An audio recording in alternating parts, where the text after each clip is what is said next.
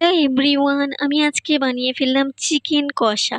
তো এই চিকেন কষাটি বানানোর জন্য আমি কড়াইতে সাদা তেল নিয়ে নিয়েছি ২ চামচ।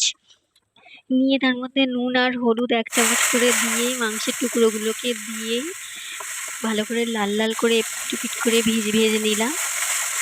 ভেজে নিয়ে তুলে নিলাম। তারপরে কড়াইতে আবারও ২ চামচ সরিষার তেল দিলাম।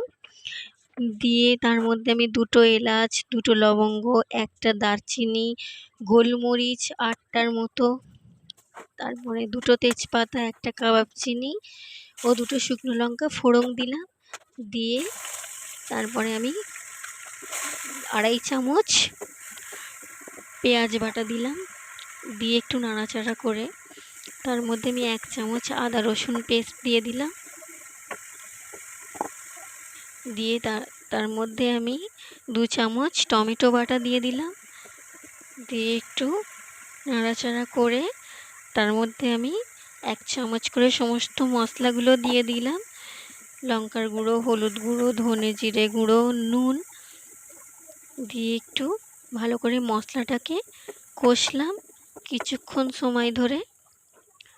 কষে মশলাটা লাল হয়ে আসলে তার মধ্যে আমি ভাজা মুরগির মাংসটাকে দিয়ে দিলাম। দিয়ে একটু কষতে লাগলাম। কিছুক্ষণ সময় ধরে আমি কষলাম জল দিয়ে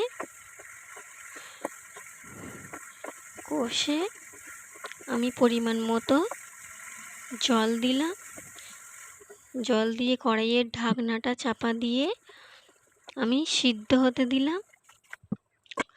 সিদ্ধ হয়ে আসলে তারপরে আমি কড়াইয়ের ঢাকনাটিকে খুলে আমি দিয়ে দিলাম টক দই ২ চামচ, ২টো কাঁচা লঙ্কা, গরম মশলার গুঁড়ো ও ধনেপাতা কুচি দিয়ে একটু নাড়াচাড়া করে গ্যাসের ওভেন বন্ধ করে আমি সার্ভ করে দিলাম। বন্ধুরা, ভালো লেগে থাকলে লাইক, কমেন্ট, শেয়ার অবশ্যই করবেন এবং ফলো দিয়ে পাশে থাকবেন।